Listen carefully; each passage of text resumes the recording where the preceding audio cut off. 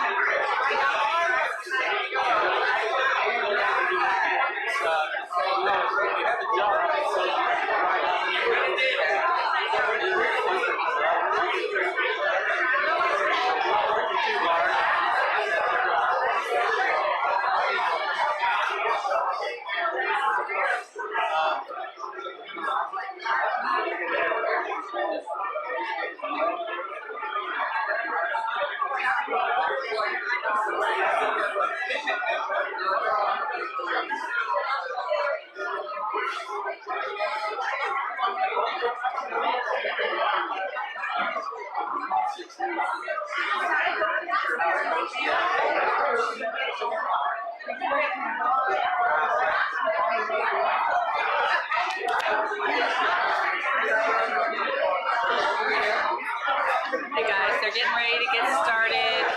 Right now it's mostly just everybody milling around, chit-chatting, talking about the agenda, what else is going on in the county.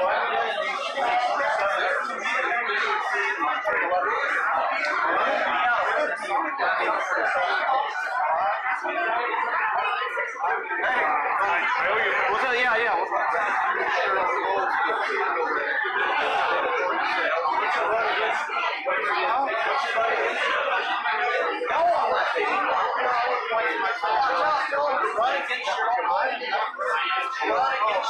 Oh, Don, you should tell the stream.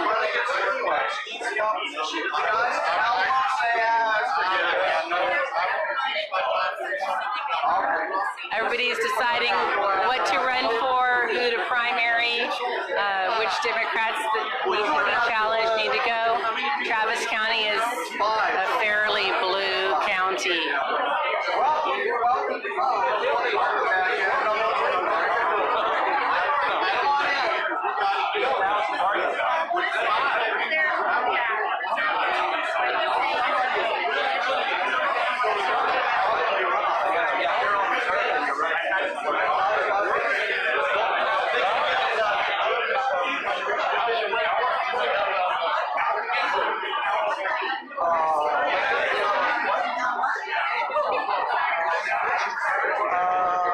Well, I haven't seen the rest of the reports.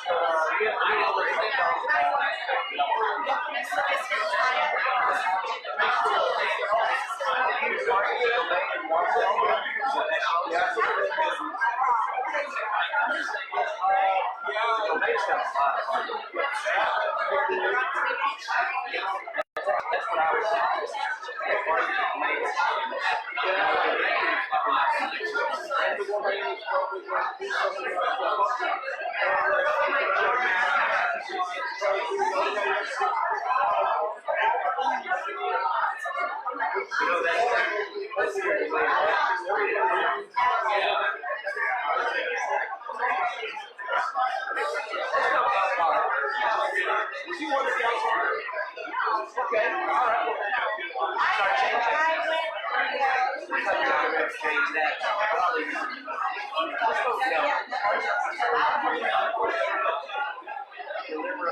I know.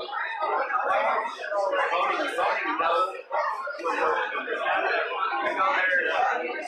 It's gonna be your no. It's gonna be 9.1 yes.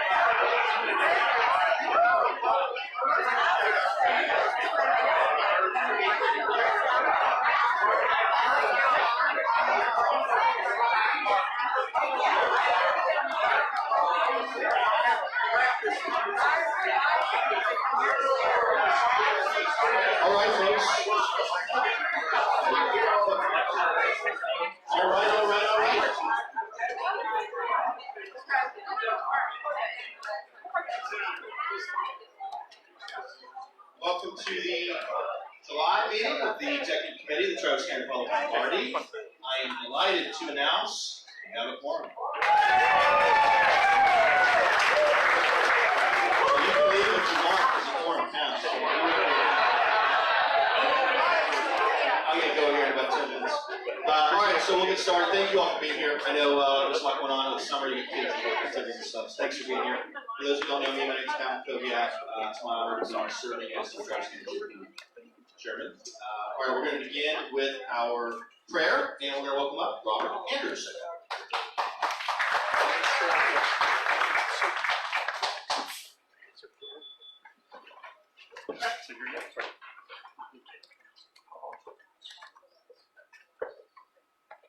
Lord, we thank you for the opportunity to gather as an assembly here in a country that allows us to do that freely and without fear. God, we just pray your blessings on our country. We pray for guidance and direction for all of our leaders. We thank you for this opportunity that we can serve our local party. We just pray you'll be with us tonight, guide, direct, help us to come to good decisions and make progress in the things that need to be done within our party. Be with us tonight, Lord. We ask these things in Jesus' name. Amen. Thank you, Robert. Appreciate it. And James Randall is going to lead us in the U.S. and Texas pledges. I pledge allegiance to the flag of the United States of America and to the republic for which it stands, one nation, under God, indivisible, with liberty and justice for all. On the Texas flag. On the Texas flag, I pledge allegiance to thee, Texas, one state, under God, one and indivisible. It's good to be able to pledge the American flag while that is still legal. All right, we're going to go ahead and have candidates come up. We're obviously at the very beginning of a two-year cycle, but we have a number of people who are here tonight who are stepping forward as candidates. So if you would just kind of make a line over there, come on up. We'll give you 2 or 3 minutes to speak. I know for one of the candidates, Don Zimmerman wanted to have a quick minute to introduce them for another office, so he's going to do that. Maybe Don will do that one at the end with Mackenzie, but let's go ahead and start. Maybe we can start with the HD 47 candidates if any of them are here. No, Aaron's here. We'll start with Aaron. Aaron Wrights. All right. Yeah, hey everybody, my name is Aaron Wrights, and I'm a conservative Republican candidate for HD 47, which is sort of southwest Travis County, okay?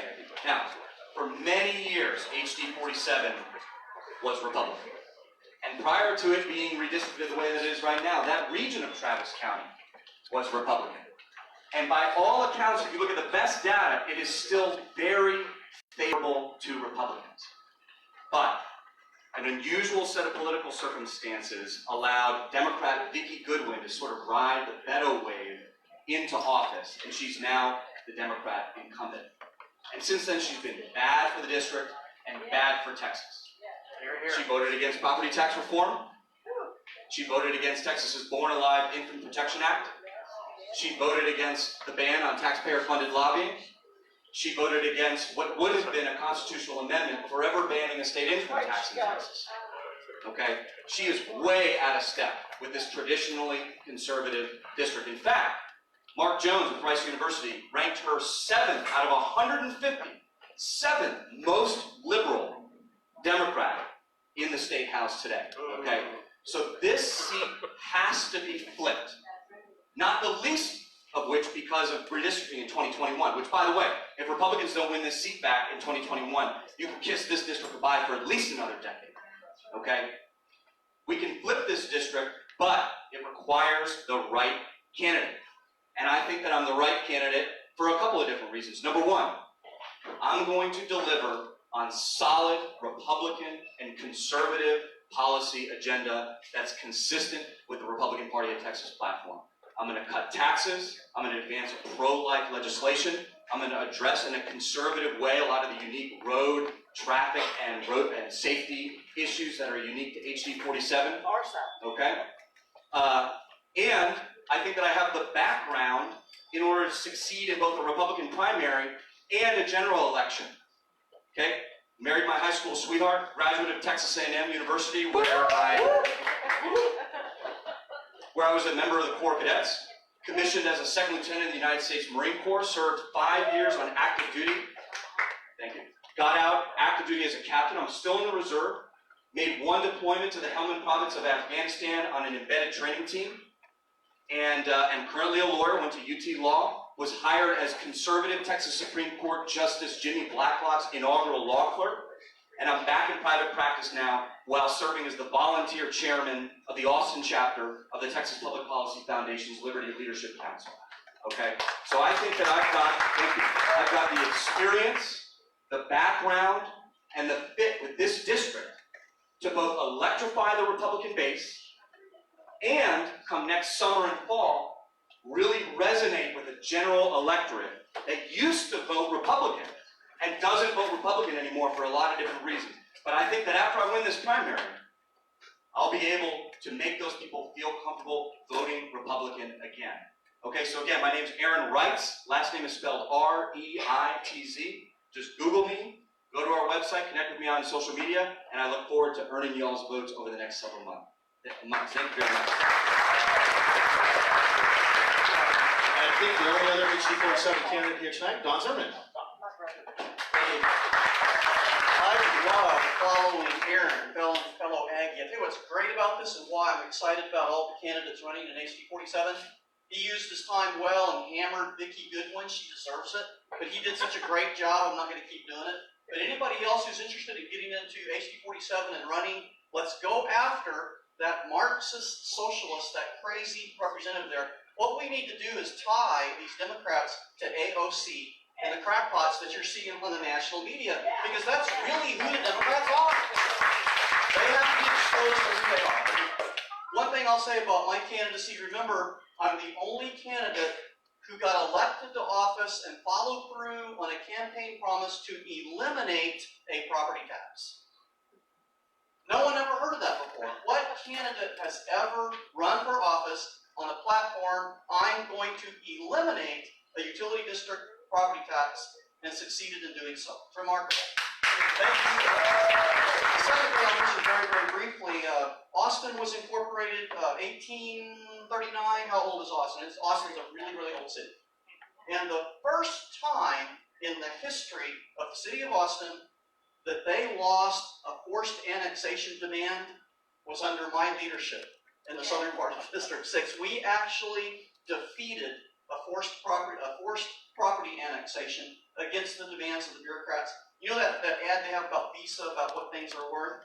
For me to sit there and look at the face of that bureaucrat when he lost the vote for a forced annexation, that was worth $1 million. Just the look on their faces. What? We never lost in 150 years and we lost annexation?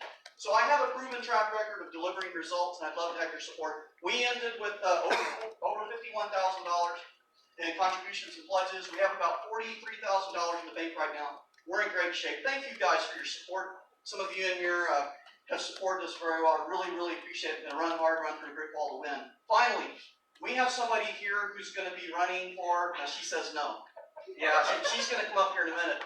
Mackenzie Kelly was one of the competitors back in 2014 when I ran for city council. She did a great job. And I would like to ask her if she'll do it to come up and briefly introduce herself, because we need somebody like Mackenzie to run against Jimmy F. in District 6, Austin City Council.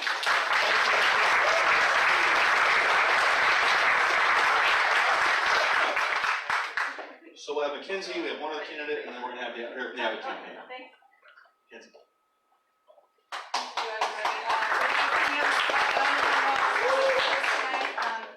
I've lived in Austin my entire life, all 32 years of it. A lot has changed over that time. I'm a graduate from Westwood High School, and I really don't like what's happening right now in our community. And there's a lot of good that can be done if the right person was in that spot. And I firmly and wholeheartedly believe that Jimmy Flanagan is not that person. Currently, I work with the elderly and an awesome job. I'm the director of client care. I get to listen to people. I love listening to people. I don't have all the answers answers, and I'm willing to look for that. And I can only do that with your support. So anything that you have to let me know about, that you're concerned about, I'm willing to listen. So if you'd like to talk to me afterwards, let me know. Again, this wasn't prepared, so I'm really on the spot, but please definitely reach out to me. Did you want to say something? How do we donate to? I don't even know that yet. Sorry, everybody. This is like, yeah. Cash tonight. Yeah. You can know more in September when my plan is firmly laid out and the foundation is definitely built. Thank you so much.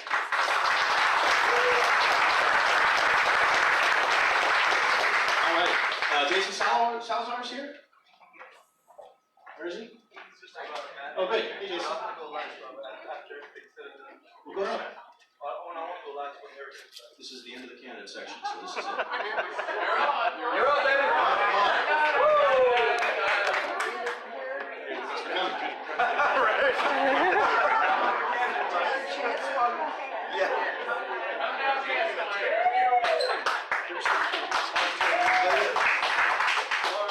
Sorry, I'm not dressed in proper right now, but I'm here.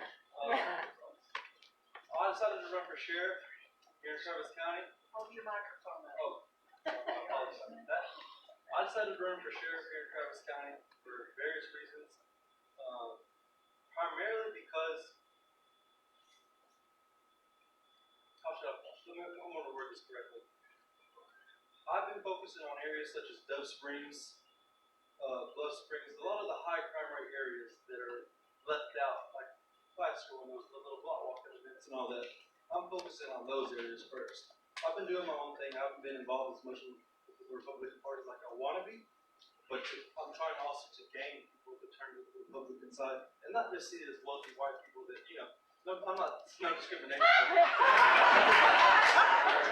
But I was accepted in the first initiative by Gary Hill, and he brought me in, and then I got introduced to Matt, and now here I'm in. Introducing myself to y'all. But the plan of action for me to run for sheriff, I was told it's going to require a lot of money, but I have faith in God that it's not going to require this $100,000 that I was told. It's a campaign. Faith is more than money. A network is more than money. And believe it or not, but Sally Hernandez, where is she? Where is she? I'm asking that like as a question, like as in, is she accessible? Does she go to commissioner's court to help out with the budget? Why is one more thing, why is the whole list of county-wide candidates for Travis County all Democrats? Why is that? Why has it been like that for so long? That's why I decided to step up to, it's time for a change.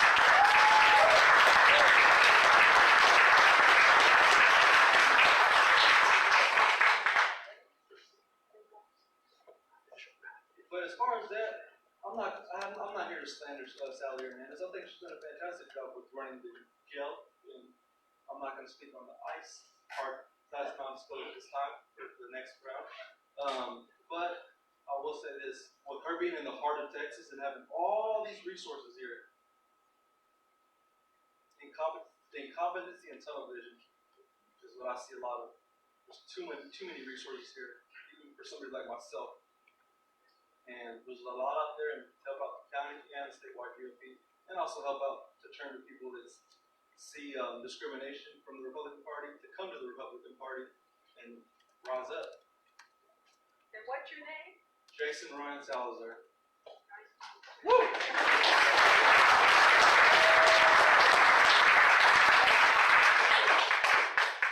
Thank you, Jason. Great. And no other candidates, right? Representatives? Okay. I'll welcome up Rochelle, who's here from the Abbott campaign. She's going to talk about voter registration.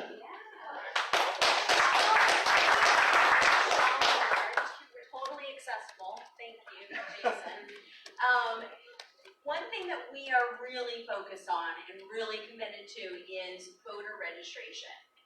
My particular focus is on churches, and I'm really having a challenging time getting churches involved, but it's a long game that we're playing. But one thing I wanted to announce is on the 27th, up in Lakeway, we are going to have a block walking, getting out to the new movers. I know not everyone can block walk. There are times that, or there are ways to be involved, calling. This is a day of action, and it's on July 27th.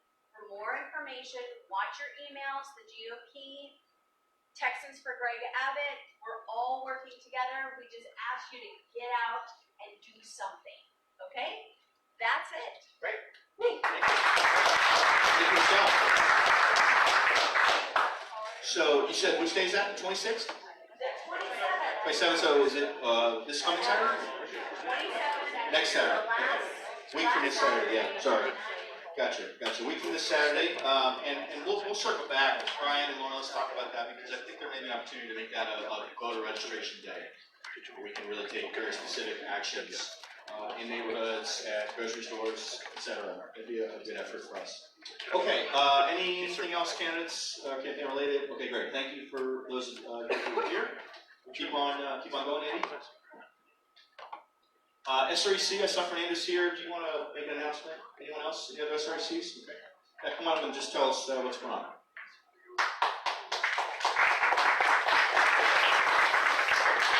Thank you.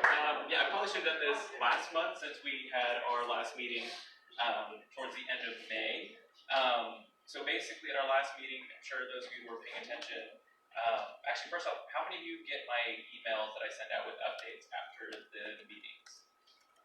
Okay, not as many as I thought, but maybe we can figure out a way to send out an email for everyone to get on those lists. We try to send out just an update on generally what's going on at those meetings.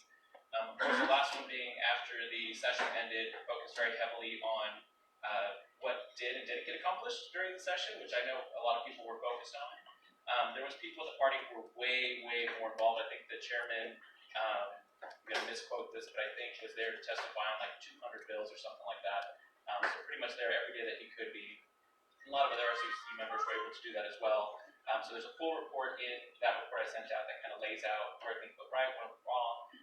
A big example that I used was property tax reform. I think if you remember, 2 years ago we had a special session. The House and Senate couldn't even agree on 4 or 6% of a rollback rate. And some of these things take time and it can be painful, but this time we got a 3.5% rollback rate for everything. So there's still a lot of work that needs to be done. We're trying to make sure that the interim charges that are being going out include some of our platform planks so that we can continue pushing for those goals that I know y'all work so hard for, both here at the county level and of course through the state convention. But yeah, I don't know if anyone has any questions, but I think I'm going to definitely see if there's a way that we can send out that report so everyone in the precinct chair gets it. And that's many people get it. That's all. Thank you. Great. Thank you, Fernando. Next SRC meeting is when? September? September, I think that 12. 12? Yeah, 12th, 13th, next SRC meeting. I wanted to mention one thing about HD 47 before we get started, and that is all the fundraising reports were due as of last night, and all 5 of the candidates who are in have been raising considerable money. I want to say everybody's raising over 15 or 20 grand each. So we got 4 or 5 great candidates there working really hard. I think 2 or 3 of them have raised even more money than Vicki Goodwin did as the incumbent. So very encouraging for that race, and we appreciate the hard work everyone's putting in, and looking forward to seeing how the primary plays out.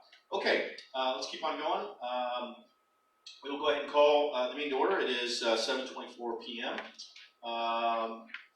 Approval of the proposed agenda that was sent out by email. All those in favor, please raise your card and say aye. Aye. Those opposed, please raise your card and say nay. The ayes have it. The agenda is approved. We had the meeting minutes were sent out as well. Any corrections? If not, then we'll deem them approved as well. Okay, we'll start with our executive director, Brian Ruddle. He's going to give his ED report at this time.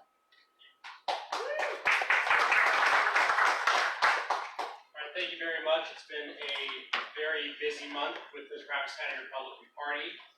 Obviously, a couple weeks ago, about 2.5 weeks ago, we had our Reagan Day Gala, which was a great success. I want to thank all of you who attended and all of you who put in a lot of hard work to make that event successful, whether it be finding people to give tickets or donating items for our silent auction, which I'd say the silent auction was the unsung star of the night. They went better than I ever could have thought. It's probably one of our most successful silent auctions that we've ever had.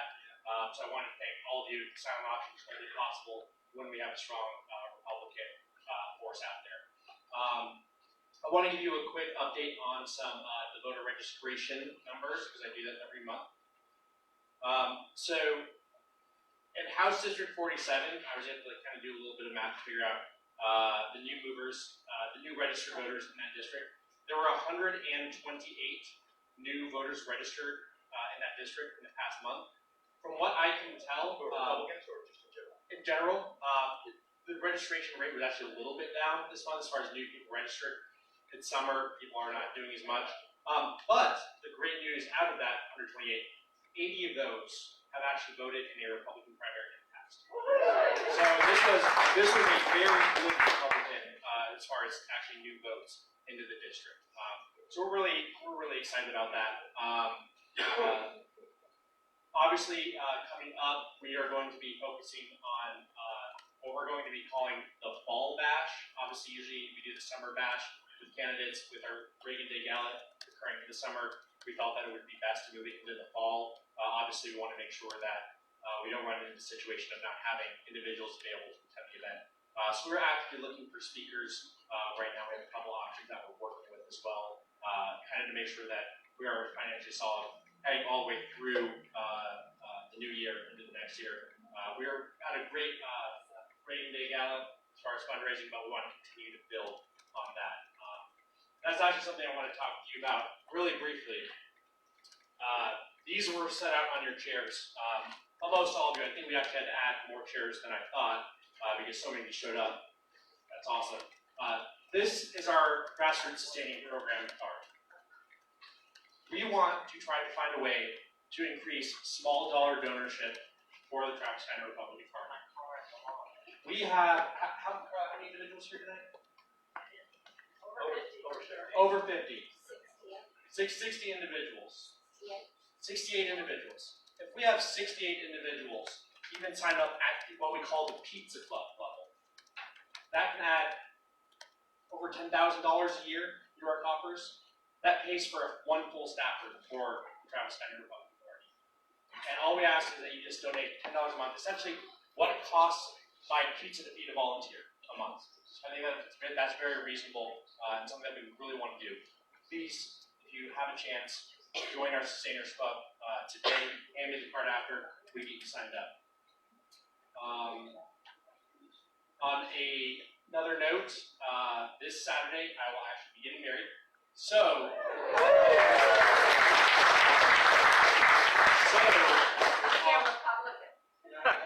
yes, I actually registered for to vote. That's how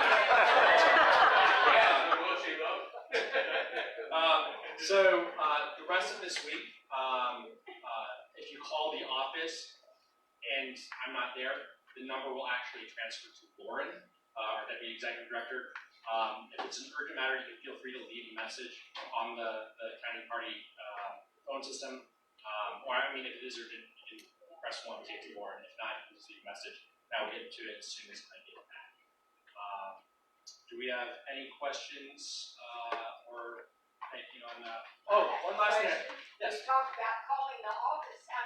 The last time I tried to call the office, the phone still wasn't working. It's working. It's working. People have been calling. It's working now. There are people there to answer. That's Yes. the key. Okay. There's people there to answer, and if you press 1, it goes right to my cell phone. So you can always find me. Just don't call me at 10 p.m. tonight, please. It says press 1 for Spanish. Oh.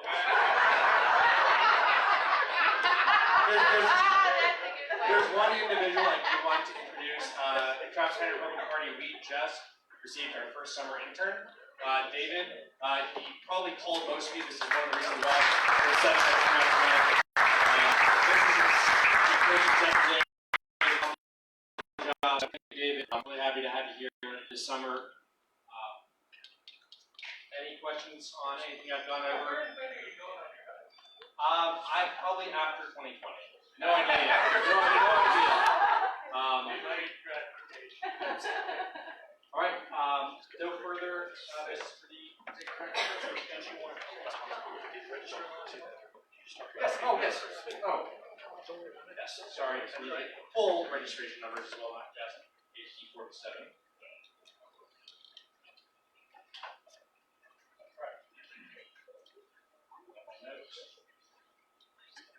So county-wide, we had, from what I can tell, 278 new registrations in the last month. There is a little bit of a kicker because they will be adding some more at the end of this week. At the end of this week, that actually covers a couple days from the end of last month. So it's going to be about 280, give or take. As far as the Republicans go, it's county-wide. Obviously, we know at least 80 of those are Republicans. I did not run a match on all of the other. I ran the primary match on House District 47, the whole county. It was going to be very difficult to run it against the entire state with our data processing capabilities right now. But probably about 100 Republicans net in so great overall. Great. Any questions for Brian? All right, thank you. Good job. We'll keep on going. I want to bring up our Deputy Executive Director, Lauren. If you have a report, anything you want to offer tonight? Great. Lauren Day.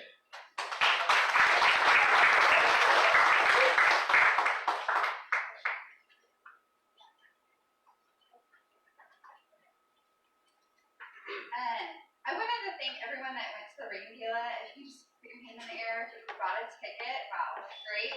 And those of you that sponsored a table, if you're here tonight, yeah, just went in the back. Erin, thank you.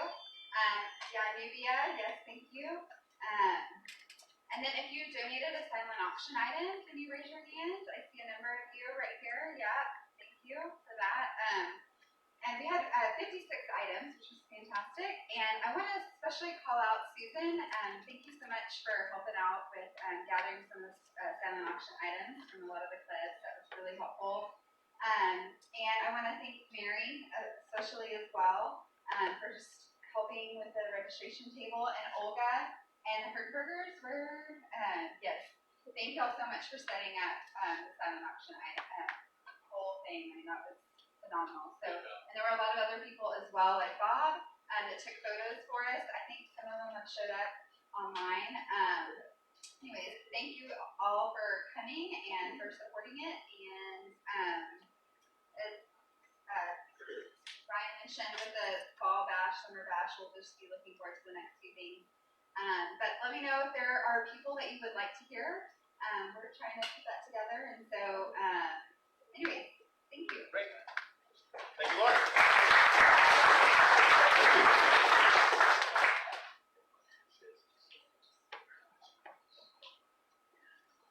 Okay, great. Thank you, Lauren. And let's do maybe two more of these, and then I'll do my chairman report. Cornelia, anything you want to do tonight? I know some of that was overlap, but why don't you go ahead? Anything you want to say? Finance chair. It just really what Ryan said. My understanding is we did great on the ranking gala, and that I guess the numbers are still being compiled. So I'm assuming it'll probably be Brian maybe next month that will maybe have numbers for us. But we've already got our lunch scheduled. Yeah. Okay. But anyway, I'm gonna. Great. Thank you. Great. Thank you very much. And then why don't you go ahead and do treasurer report, and I'll do chairman report. Sound good? All right, Brian Rattle, treasurer report.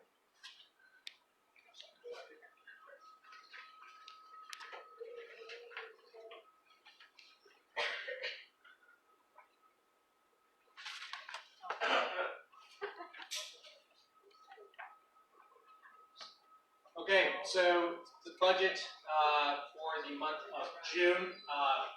A couple things just to take note. Everyone, yeah. Can't see it. Can't see it.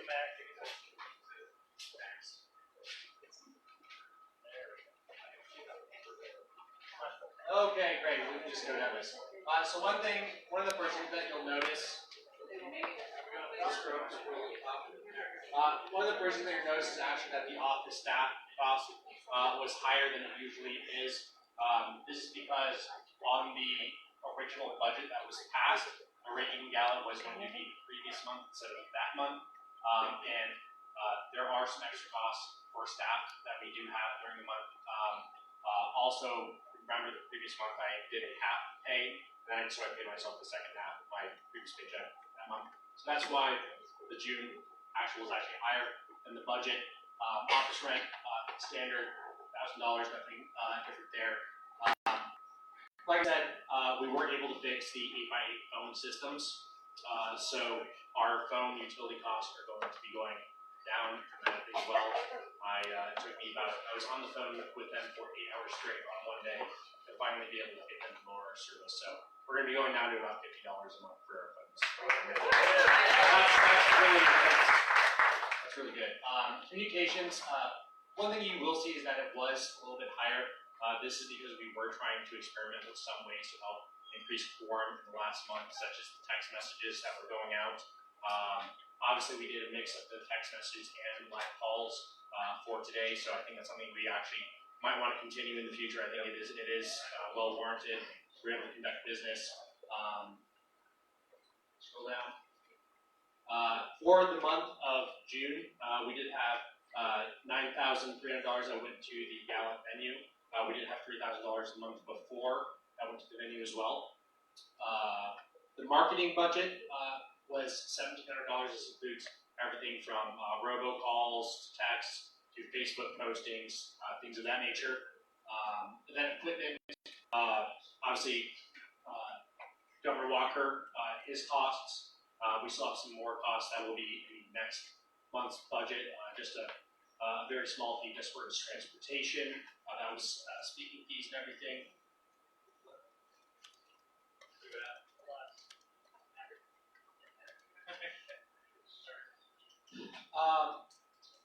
We did, so our total expenses for the whole month, including salary, everything, this isn't including the back pays, was $37,000, which I know sounds like a lot, but these regular galas, they do cost money to put together. Now let's get to the good news. Let's talk about the money we got.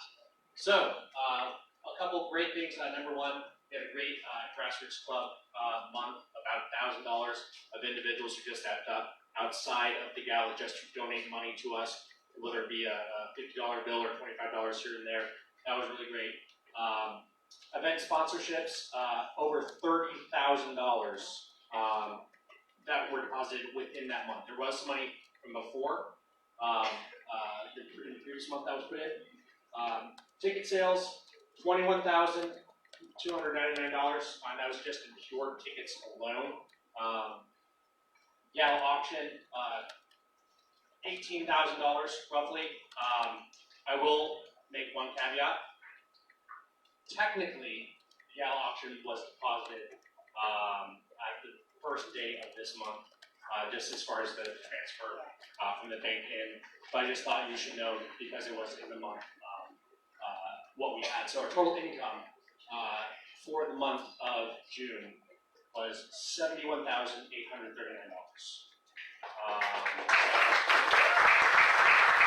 Actually, we're able to drop some of our old issues that we had.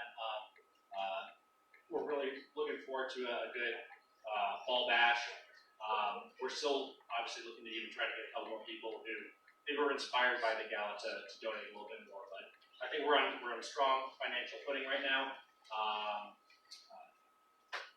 Does anybody have any questions? I know this was a very weird budget, and there were lots of larger, normal, and lots of lower. Yes. Potential speakers for not yet. We are reaching out to a couple individuals. Well, if there's any individuals that you really want to hear from, please let us know. We might have contacted them already. We've had a couple people who are potentially interested, a couple people who might not be able to attend. But if there are individuals that you say, I feel that they would really speak to me and I would love to attend an event with them, let us know. We can go out of our way. We don't have a date set and scheduled yet, so we can still move things around. So whoever you guys want, I want to make sure that you guys meet the people. Yep. Maybe I missed it. What is our account balance as of June 30th and what was the target? The account balance as of June 30th? Usually we don't do just the account balance of what's in the account because there's money being moved over and payments going in and out that haven't been processed. I can't give you I wish I could give you an exact number, but I don't think I'm really able to at the end of last month. I'll update that in a second. Yeah. I have a similar question. I wanted to know how you were tracking for the year for expenses. How are we tracking for expenses? Tracking for the income, Expenses. Expenses, we are actually under right now. From what I can tell, from what the original budget that was passed, we're 75% of what we should be at this time of the year for expenses. Number one, because I think that earlier on, I think we did a little bit more in the political spending than what we've actually spent. We only really saw an opportunity to spend politically on the school board race up in Pflugerville. Some of the other options just really weren't good for us to invest money in, so we were actually able to save money in our political budget. The expenses were about 75% of what we should be at for the year. I don't have the exact number off the top of my head. I don't have a year-to-date report right now. I just have the monthly. Income. Any other questions for Brian on this? Anything else for Brian about the budget real quick? Okay, thank you, Brian, very much. Okay, so, it's a little tricky if he doesn't have the account balance as of June 30th to go through and go through that in terms of where we were planning to be. So let's go ahead and add that for the future. Okay. Cash balance as at the end of the month for each report, particularly as it compares to where we thought we'd be on the budget. So to answer your question, I think it's useful to give you all a cash balance update for where we are right now, because obviously that's something that we can do by looking it up. I want to say we're about, pull up the number right now, and we still have some money to collect on the event. We have some auction stuff to follow up on, etc. We're like about 18 grand right now in the bank. But we should be higher than that because we still have some money that's outstanding, some auction item money, a couple sponsors, etc. We're still waiting for a reimbursement from the hotel. In terms of revenue, we've got a discrepancy between where Brian thinks we're on revenue and where Lauren thinks we're on revenue. So on the low end, we're at 70 on revenue for the event. On the high end, we think we're at like 95. So we've got to figure out. Yeah, I mean, Lauren really had a detailed breakdown. So we really do think we're more at 95 or so, 94 grand.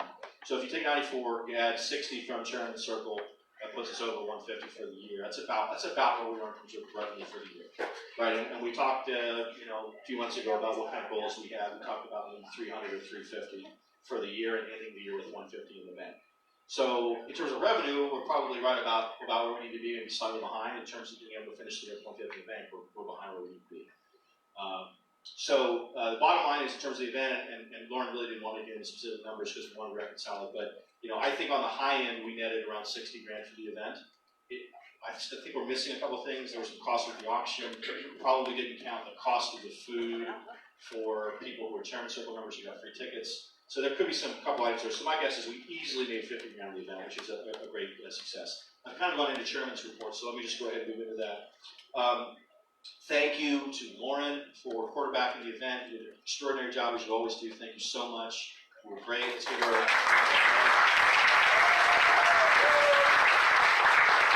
So Lauren does 90% of the work. I set up the speakers and the date and what we want to do, and she and I sew some tables and stuff. She does all this stuff. It's not very much fun. So these events would not succeed without her attention to detail, her work ethic, her professionalism.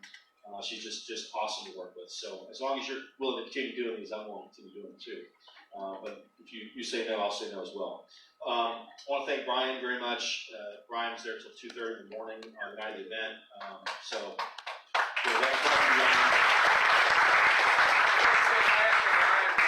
Yeah, he was waiting for his car the whole time.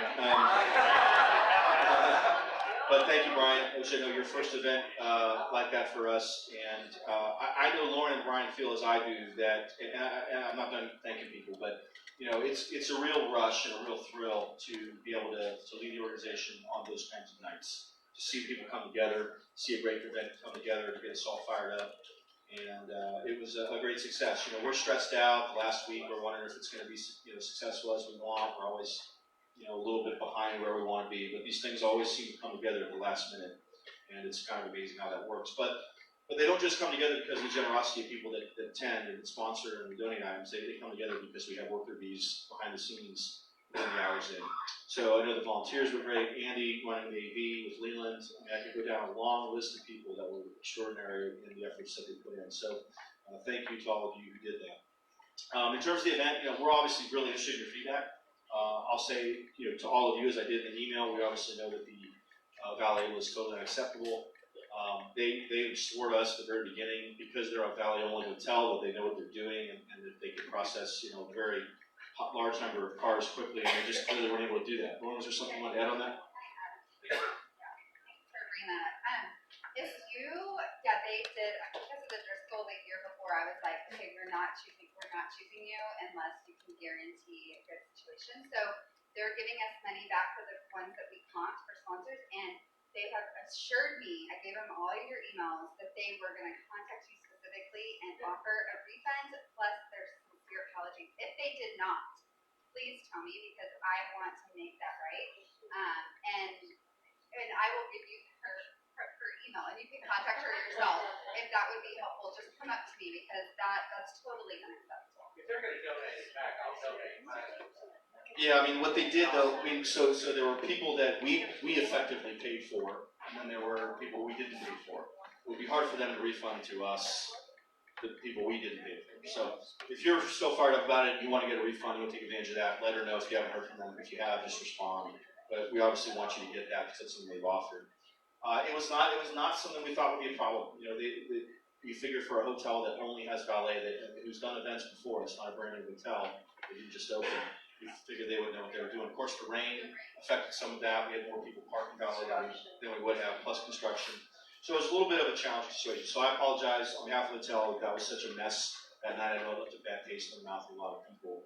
In spite of that hurdle and that headache, I thought the event itself was great. I hope you did too.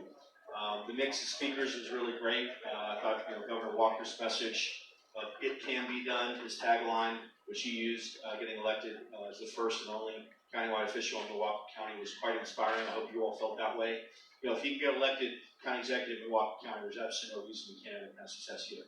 It's a little bit about timing, a little bit about luck, but it's a lot about preparation, all of us working together.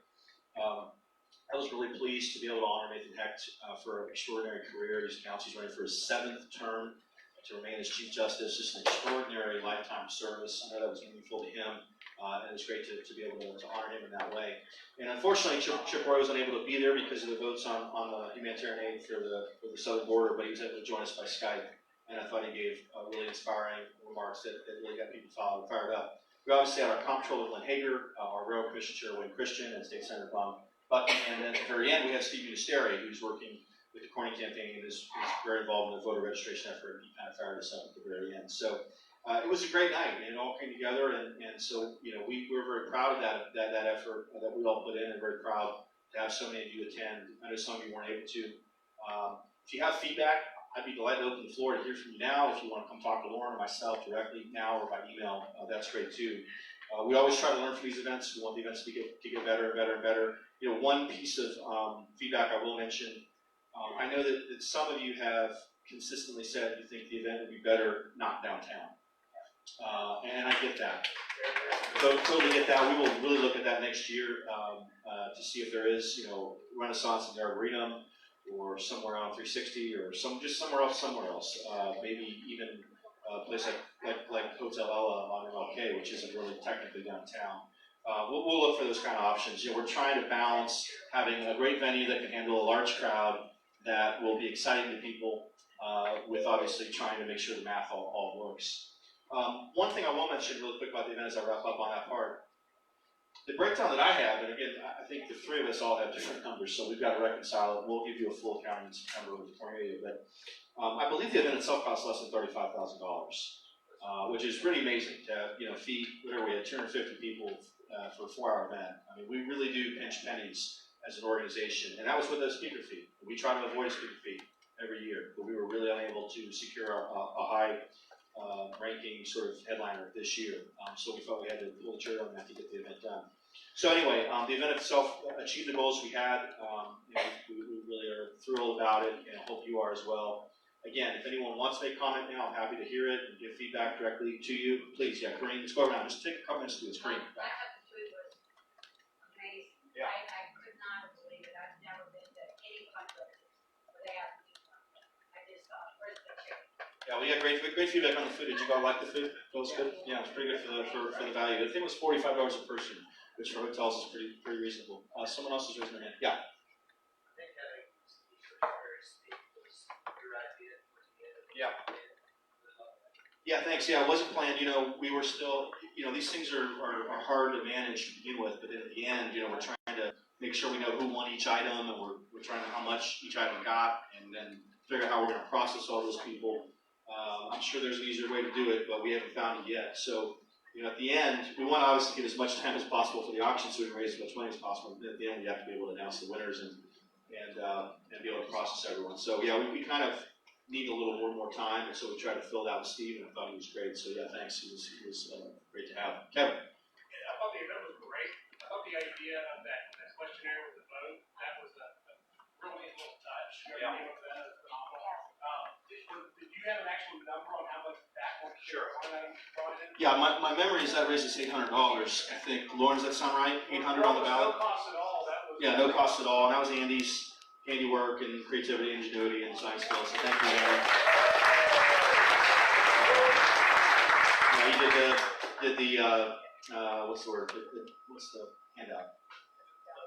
Program. I couldn't think of the word. Yeah, he did the programs as well, which looked great. So, yeah, you know, we're just, as I think I'm impressing upon you, this is an extraordinary team effort for all of us, and it consumes a lot of time, particularly in that last month. It's extremely intense, but the satisfaction that we have when it's over, and we know it's succeeded, we know it's had a good time, and it's achieved our goals, is a special feeling as well. And it really does keep us every year trying to do it. And it was like 4.5 weeks, right? Time again. Yeah, that's right. We had just over a month. I mean, which you know, generally you want 6 to 8 weeks. Yes, Jason. Question. One thing I learned in life: communication rules the nation. And what's the most effective method you being our chairman? Because once a month meeting up all together for announcements and stuff, and there could be stuff popping up, you know, in the midst of that time period. Sure. What's the best method to communicate effectively? Yeah, appreciate the question. So, and this should probably be, you know, some of this would be new information for people who are guests here tonight. A lot of our precinct churches know some of these things. But you know, the first thing is that we have an email list that people can sign up for, and we try to send at least one and maybe even 2 emails a week about different things. Sometimes I send them, sometimes Danny sends them. It kind of depends what it is. So emails are one way we have, I think, over 5,000 people subscribe to that email list in Travis County. There's 6,000 almost now, yeah, and we're going to obviously continue to grow it. So that's number one. Number two, the website itself, TravisGOP.com, which Andy manages. We update all the time. The calendar for the candidates who are here tonight. I know Aaron and Don rely on the calendar, and Mackenzie, you should rely on it, and Jason and others. We have a master calendar of all events around the county that are political events. It's all in place. It's updated all the time. I'm sure there are things we miss, but it is probably has 80% of the political events on the Republican side at least. Yeah, conservative events, and it's not just political. It's Toastmasters and all kinds of other stuff too. Third, I would mention our social media accounts, Facebook and Twitter, which are active as well. Particularly Facebook, which is really more of a community. We have tremendous feedback when we post things. We ask people that you share things. If you see things that are on the page that you want to share, we want to obviously grow that Facebook presence. And then we're using, as Brian mentioned, some new technology. We're going to start using texting more. We're going to do live calls to our precinct chairs for different things that we need. But we're open to other ideas. We obviously, in the off year, we try to keep our expenses down. And then the on year, our expenses are higher in the election year. So next year, we'll be spending a lot more money on a lot of things. Get out the vote next year. We'll do mail. We'll do, maybe radio. We'll do digital ads. We'll do, paid doors, paid phones, all those kinds of things in the last 60 days to contact voters on behalf of our ticket. We're open to any ideas folks have about communication. So we know we're not reaching everyone we need to reach. In fact, we're not even reaching a fraction of who we need to reach in this county. And it's something I honestly think a lot about, because I know there are more frustrated taxpayers in this county than we are reaching. And we need to mobilize them. We need to educate them. We need to call them to action. We need to work with them. And that's the only way we're going to get to that point where we can elect someone countywide to be our county judge or our DA or a sheriff or anything else. So we know we have a big task ahead of us, but we're committed to continue doing it. If you have ideas about communication, please do let us know. So a couple of quick areas on my chairman report. I do want to just take a minute to talk about the Sustainer program. You saw on the budget that that's now providing $1,000 a month. Our overhead is around $8,000 a month. That's our staff, our office, our bills. That's it, right? That's a much higher overhead than it was when I became chairman. I want to say when Olga was here, those days it was $3,000 or $4,000. If you remember, at times we didn't have an office, and Olga was part-time, and I'm not denigrating anyone, but it was not the full-scale, round-the-clock effort that we have now. That obviously requires us to be much more aggressive in fundraising to be able to cover that. But if you ask me, what's the single most valuable thing we could do to make sure Travis County TCRP is stable and growing for the future, I would look at the sustainer program to cover our overhead, right? Because the overhead doesn't change. It's monthly. It's the same amount. We cover it every month. It's automatic. And if we get to a point where we don't have the money to cover that, we're going to have to cut back, and I don't want to do that. So I really am asking you. I know a lot of you give in terms of your time. I know some of you give in terms of your money. Any amount will help. $5 a month, $10 a month, automatically deducted from your account by your credit card. You can do it on the printout that he has on the chair. We can sign up online. TCRPsustainers.com is the website. And we're going to make more of an effort to do some special things for people that are in that giving club. But we really do I want to ask our precinct chairs to join. I really do want to ask you to do that. We want to continue to see that amount grow. It's going to help us lose less money on a monthly basis from overhead, so that the money that we raise from donors can go straight to our kind of large-scale initiatives and our long-term objectives in terms of next year. We're not going to get to 150 grand in the bank if we're losing money in overhead every month. Right? We've got to get to a point where that's covered, and then the donor money can go into savings for next year. So I had a couple of things. One thing I want to mention, I just want to quickly thank and recognize our former executive director who's here tonight, Gary Teal. Gary came in the office and worked with Brian to make some minor adjustments to some past reports that had to get updated before we could put our new reports in. So thank you for Brian getting those reports done on time. I think he's got one more, but thank you, Gary, for your help as well. I'm trying to think about anything else. I think that's it for now. Maybe if I think of something, I'll come back for announcements. But thanks again to everyone that helped us on the gala. If you would consider joining the Sustainers, we would love to have you at whatever level you want to participate at. We'd love to continue to see that go higher, and we'll continue working towards our goals as an organization. Anyone have questions for me at the moment? No, but I'd second that. Second. Join the Sustainers. Yeah, thank you. Easy. Yeah, in fact, raise your hand if you're in Sustainers right now. Right, a few of you, thank you very much for those of you who are in it. I know you probably don't get the thanks from us that you should, but we do very much appreciate it. And we're going to continue to try to grow that membership so we can start covering our overhead. Okay, any other questions or comments real quick about my report? Okay, we'll keep on trucking. I don't know how many, I know we have nominations and we have one or two other committees, but why don't we have Fernanda come up here? I know we have a couple people who are literally just sort of hanging around who we don't even need to vote on, I don't think. Or maybe we do. Okay, we haven't even voted on them. Okay, you're right, because we had to have a quorum. Okay, so we have some appointees for unexpired terms for precinct chair. I want to welcome up our nominations committee chair, Mayor Trevino. Thank you. I know Matt has kind of hammered the last couple of weeks how important it is for us to get quorum at these meetings. So I'll just point out that most of these applicants that we've gone through have already been working or have been coming to some of these meetings without a quorum anyway. So really appreciate that dedication that they've already shown. So the last couple of months, Nominations has interviewed and is recommending the following: Kent Laddick for Precinct 354, Nicholas Quineri for Precinct 227, Susan Frederick for Precinct 327, Matt Maley for Precinct 461, Brian Ruddle, our Executive Director for Precinct 423, and Victor Johnson for Precinct 136. Great.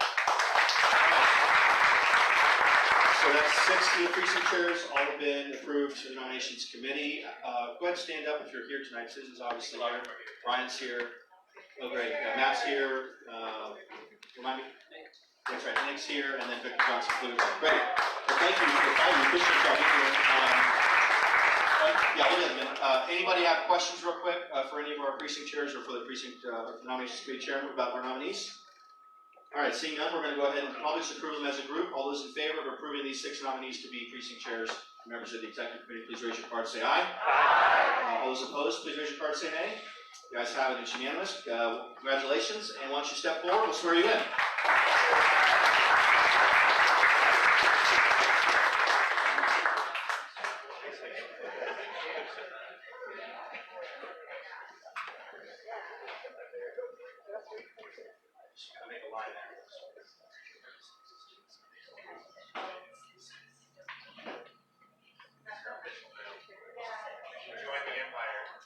great.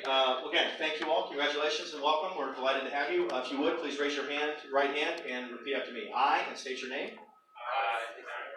Affirm that I will uphold the Constitution of the United States, the Constitution of the great state of Texas, the platform of the Republican Party, and that I will, to the best of my ability, serve as precinct chair of the Travis County Republican Party. So help me God. Congratulations.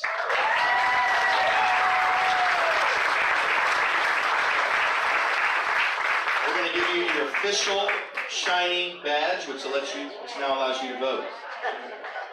All right. Thank you all. Grab a seat. You're now eligible to be voting among our body. We welcome you and congratulate you. So this takes us to 123 precinct chairs. We had some resignations. We talked last month about we've had a decent number of people that hadn't attended the meeting this year. So I want to thank Carla and Linda as well for helping us. Real quick, guys, let's pay attention. I want to thank Carla and Linda both for making the effort to just kind of ask people if they really want to stay committed to TCRP. We've had a good handful of resignations, so which is good. If people can't attend meeting and they're not committed to it, that's what we want. We want to get some new blood in here. So we'll continue to hopefully see that number go up. If you have someone that you think would make a good precinct chair, let us know. Let Fernando know. Let Brian know. We can look up very quickly to find out if we already have someone. And if we don't, we'd love to get them an application which they can fill out and they can get an interview scheduled. So be on the lookout as precinct chairs. Be on the lookout for people that you know that want to get involved because we want to continue to grow our precinct chair numbers. Okay. Any other committee reports tonight? Anyone? We have no resolutions, right? Yeah. Okay. Okay, great. Then any new business? Yes, Brian. Just one last piece of information. Obviously, I think many of you saw and are aware of the homeless ordinance and how that is really kind of affecting Austin. If this is something that you want to get involved and help out with, please see me after the meeting. We might have a couple opportunities coming up for you to be able to, really kind of get involved civically with some of these items that are coming up. Next little thing I know, kind of on a completely unrelated notice, it would actually save me a lot of effort. Is anybody here a public notary? Come find me after. All right. Thank you. Notary public, sorry. Roll time.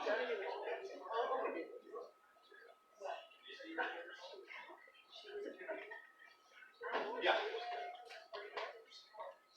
Thank you, Brian. Appreciate that. Yeah, I'm glad you mentioned. I'm sorry. Just two quick things I forgot to mention.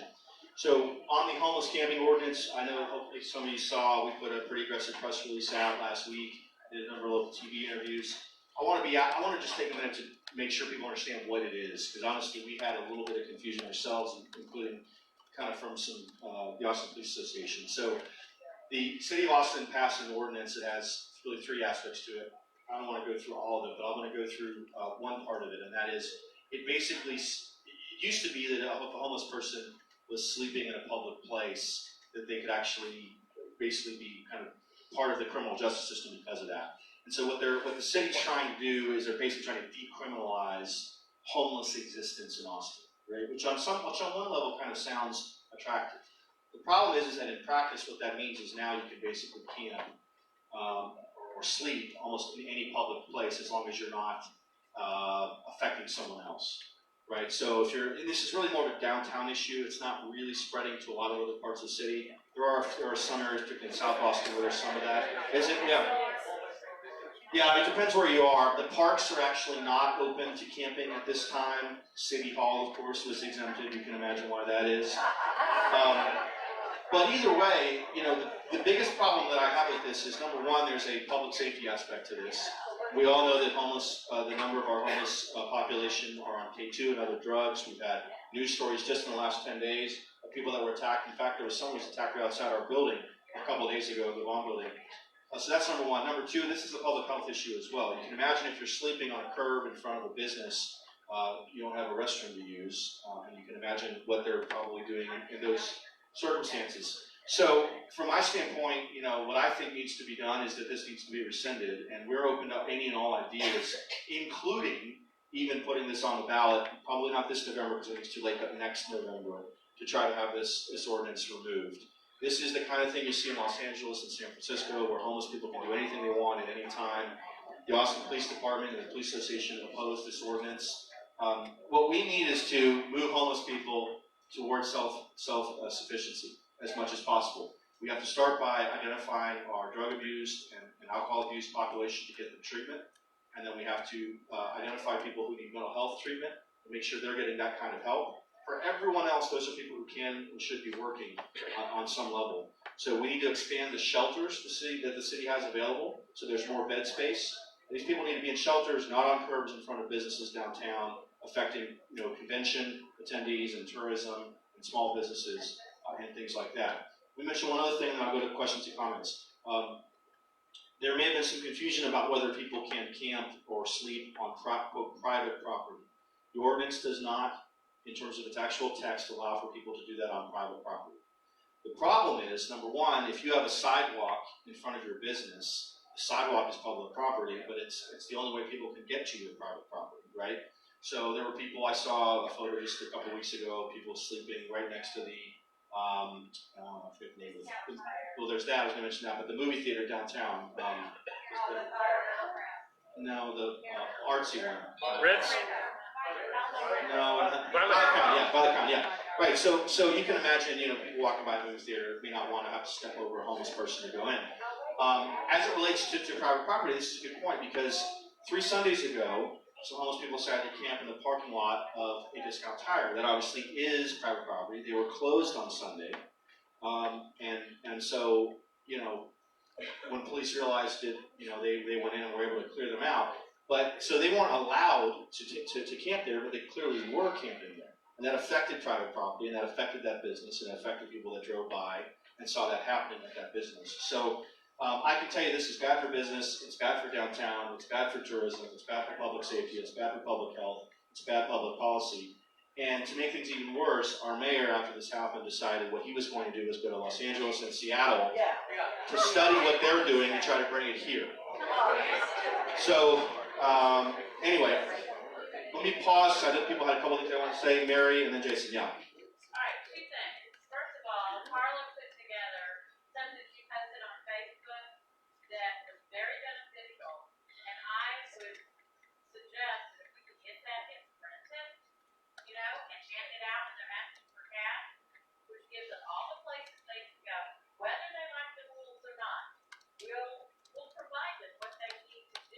Yeah. If based on what their need is. Second of all, there was a situation at City Council meeting about a week or so ago. I have a relative who lives in South Austin, and there was a piece of property behind his home. They had camped out on that private property, and he and the owner of that property had called a number of times to get those people off their property. Yeah. They would not do it. The neighbor, which is my nephew, went to the council to talk. He was liberal. He no longer is.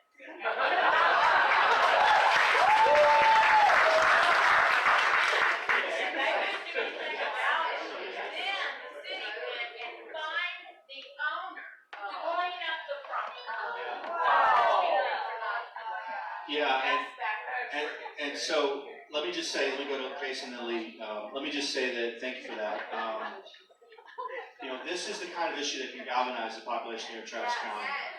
And I don't want to demagogue it, but we can absolutely make the city council accountable for this ridiculous decision. Now, my prediction is that perhaps at the next meeting, August 8th, they're going to somehow modify this. The city manager has been studying it for the last month.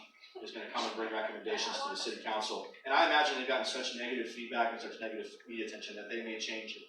If they don't, and I may testify that night, August 8th, we'll see. We'll let you guys know if we want you to also do that. Of course, you can if you want. The sign up is tomorrow morning. Oh, sign up tomorrow morning? It starts at 9 or 9:30. No, Thursday. Okay, all right. Thursday for August 8th? For August 8th. Sign ups tomorrow for August 8th. Thursday, 9 a.m. to the following Thursday at 4 p.m. are the windows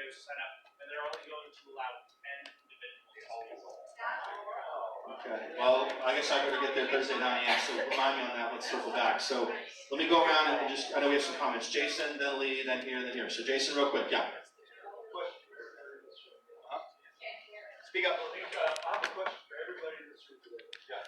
How many residents have actually walked through the downtown area where the homeless people are and actually kind of observed, been through the incident, maybe not just once or twice, but more than 3, maybe 5 times at least. And how was your evaluation? Depending where you are, So, yeah, we're having trouble hearing you guys. Is there something else you want to say, Jason? Okay. Yeah, I mean, yeah, this is not like, it's not like none of us have experienced this. A lot of us work downtown or go down there for different reasons. I mean, I'm down there every day. Okay, Lee, and then here we'll go around. So Lee? There's something that the governor could help us with. We have a number of state hospitals across the state. Only one releases people from other counties into the local community. The others require the committing counties where the judges have sent them for observation to come pick them up when they're released and take them back to their home counties. We serve 22 counties out of the Austin State Hospital. They release out the front door. This is a state agency that's been feeding the mental health problems on our streets for over 30 years that I've lived in this town. But it is now time to say, counties, come pick up your own, take care of your own. Yeah, I think that makes sense. Will you follow up with me by email, and I will try and find out who's handling homeless issues for the governor's office, and we'll work on that. I mean, I'm 100% willing to take that on. Let me mention a couple other things real quick, because I studied this a little bit. So the city says there's 2,500 homeless people. The Austin Police Department believes it could be as high as 10,000. The city, depending on how you count it, the city is spending anywhere from $25 to $100 million each year on homeless. And you can imagine that population's been growing. We should see that population decreasing. We should be moving people off of homelessness. So let me go around and make a couple more comments, and I'll wrap up. Yeah, did you have something you want to say? Yeah. They're not just downtown. Yeah. I live in Southwest Austin in a residential area, and they're in our green belts. And when you call the police, they don't want to come and move them. And when you go walking in the green belt with your dogs like we usually do, sometimes the dogs get stuck with needles, and there's trash, filthy trash in the woods. Nobody is responsible for cleaning that up. Yeah. And I mean, it's becoming a criminal thing. It's a quality of life. It's a quality of life issue, and the walking paths that start downtown and go all the way out to the residential areas, they use those to get out to the residential areas. Yeah. Okay, so let's keep on going. There's someone else over here. Yeah, go ahead. You, and then we'll come over to Samara. Yeah. Real quick, on KUT the other day, because I try to balance what I listen to. They were talking about the statement that you made through the professor, and they were saying, well, that's what the act says. Well, okay, he realizes that it maybe wasn't quite exactly the private property deal, blah blah blah. Yeah. He hasn't retracted that for us, so it came out to that community as a negative. Yeah. TCRP. Yeah. I was like excited about what you said, but I'm just saying that we gotta be so careful about what we say that we wouldn't. 100%. We kind of went off some Austin Police Association information, and it wasn't quite 100% accurate. I mean, I would argue that what the ordinance has done is it's made it easier for homeless people to camp on private property. It may not be lawful in terms of the provisions itself, but it's the net effect of it. And again, if you're on a sidewalk that's adjacent to a private property, people on that private property certainly feel like homeless people are camping there. So let's keep going. We have one more comment. Yeah. It's more, just to supplement to that, I think we need to be very careful. This is the voice coming out of left field. This is exactly the kind of situation where we fill in a vacuum and we're perceived to be the heartless, et cetera, et cetera. So let's be politically savvy, and let's make sure we don't talk about it in terms of criminality. Whether you agree with it or not, the fact is, this is an unsolvable problem. That's number one. But to the extent that what you're talking about, resources that are going to be necessary, it's going to cost money, period, no matter what. So I would say, to add on to her comment, let's be politically savvy about this, and let's not fulfill that role that they already expect us to be, heartless, etc. Let's not help them. Yeah, and in every interview I've done, I talk about being compassionate towards homeless people, wanting to get them to self-sufficiency, wanting to get them the treatment and help that they need. And I think we do need to have that kind of message, but the question is whether what they've done is going to make the homeless problem better or worse. And I think any clear-thinking individual in Austin is absolutely, the belief that it's going to be worse. The city of Houston, their homeless population has gone down. It's gone down. Dallas's has doubled. Yeah. Yeah. There are unique factors locally in each market. Let's keep going around. Yeah. Andy. Yeah, real quick, Homero, to your point, now the mainstream media ignored the rest of our press release. We mentioned business incentives and constructive solutions to the problem, and we would like to be part of the table talking about a solution, but that was completely ignored. No, I understand so, that. Believe me, we're doing what we can, but yes, your review is accepted. We will try to keep it positive and promote business incentives, things like that. It's not a rebuke. No, I know. No, it's helpful. I'm talking about politically. I'm trying to talk about being politically savvy. Yeah. That's what I'm trying to talk about. Yeah, 100%. Cornelia and then Lauren. Yeah. Yeah, who is the push for this coming from? Is it coming from, like city staff? Is it coming from? All I know, and Dawn, maybe you know more about this, is the person who authored the resolution or the change in policy was Greg Kassar, who is the furthest left member of the city council. So, Were you there at a meeting? Were there any I wasn't there. advocacy groups? Yeah, I don't know. There's Dawn. Do you remember the name of that group? Is it Arch? What's that? Echo. Echo is sort of the city's established homeless nonprofit. Yeah, they're a little progressive, socialist, religious theocracy. Yeah. Aaron, yeah. For God, because they are. Hang on. Aaron and Lauren, yeah. Thanks. Hey, many of y'all have seen Governor Greg Abbott has come out with several statements saying that if Austin can't clean up its own mess, that he's going to muster the state legislature to intervene and clean up the mess where the city either is unable or refuses to do their job. And so I just want to tell y'all, as a candidate who may have the opportunity to take the lead on that sort of legislation, because look, if you get a Republican in HD 47, that's going to be his or her backyard problem. And what I want you guys to know is that if the city council won't address this in the next year and a half, if the governor doesn't take executive action in the next year and a half, what you're going to get out of me, if I'm elected to the state legislature from HD 47, is I'm going to take the lead on passing legislation to preempt negligent cities like this and preempt them from doing this sort of thing. So if it doesn't happen there, 2021, y'all can count on me to help get that Appreciate that, Aaron. It's a good point. The problem is, that wouldn't take effect until June or September of 2021.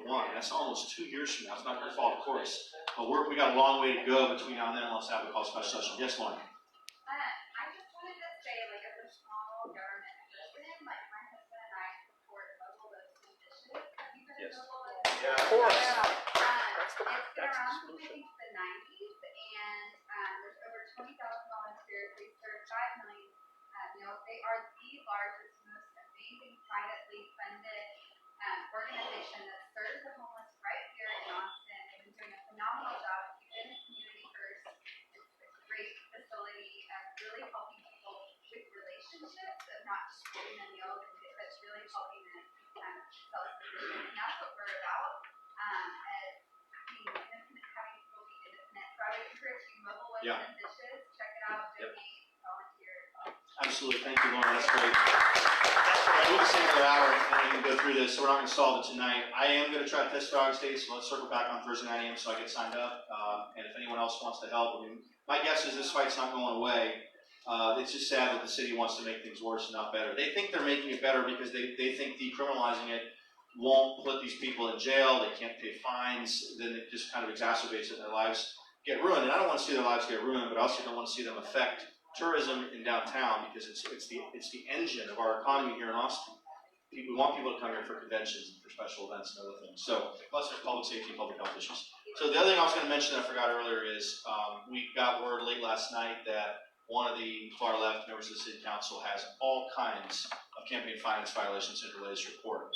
So Brian, with our outside campaign finance campaign legal counsel, Don Davidson, put the complaint together. We're going to be filing that tomorrow. I don't even remember the woman's name. Linda Harper. Natasha Harper Madison. I think she replaced Cheryl. District 1, yeah. So anyway, but I want to mention that, and we'll put a press release out tomorrow. Andy, let's circle back on that. But I want you all to know that is something we can do to hold these people accountable. If you're aware of things that you think people are doing that violate the law, violate campaign finance rules, you want us to investigate them or something like that, just let us know, and that's just something we can absolutely do. Yes, Jason? Oh yeah, it's like when I filed my CPA form, it says September 2019 on it. I filed it. I got it right here. Like a few months back, but it says September 2019. Thank you, President. These were few words from it. Yeah, sure. I mean, and look, sure, and look, I'm sure it's easy to make harmless, unintentional mistakes. That's not what's happened here. This one was raising money when you can't raise money after the election, doing all kinds of other stuff. There's a litany of errors. So. Well, yeah, it goes further than that. What I mentioned, but I'm just saying. Yeah. Yeah. Of course, this is a city office, not a county office. Your county office will be governed by state law, and this is governed by city regulations. So we are looking for a notary. Olga, are you a notary? Okay, can we circle up with you tonight so we get this done before you leave? Okay. There we go. Always prepared. Olga Lasher. Yes? We have a candidate for all of the upcoming open council seats. No, and keep in mind when you say do we have a candidate that they're technically nonpartisan offices, there's no primary.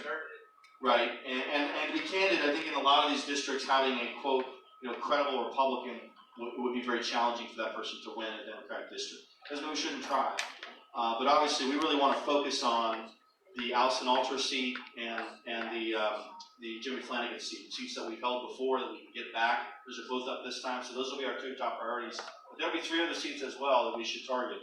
Those honestly probably wouldn't come together until next year. Because there's no primary, the sort of timeline for that is generally more like first, second quarter of next year.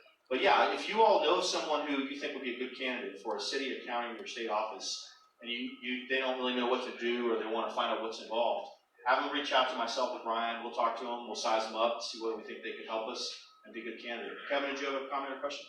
Yeah, just kind of backtrack a little bit.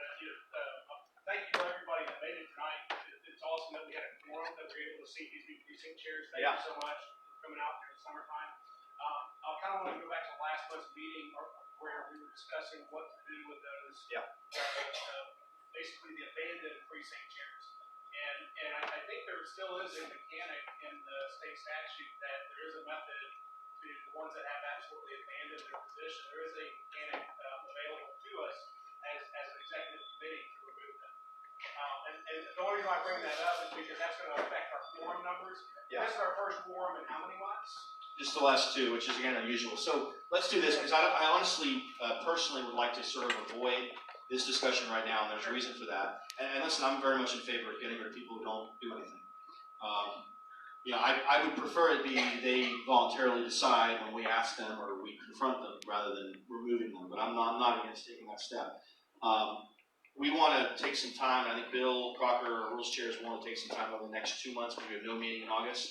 We're not holding our meeting in August. We're taking a month off. But Bill, if you could, just over the next couple months and get with Kevin on that, let's look into this issue of whether people can vote remotely or give a proxy as it relates to nominees in terms of quorum. And then secondly, whether there is an ability to remove precinct chairs who've been derelict.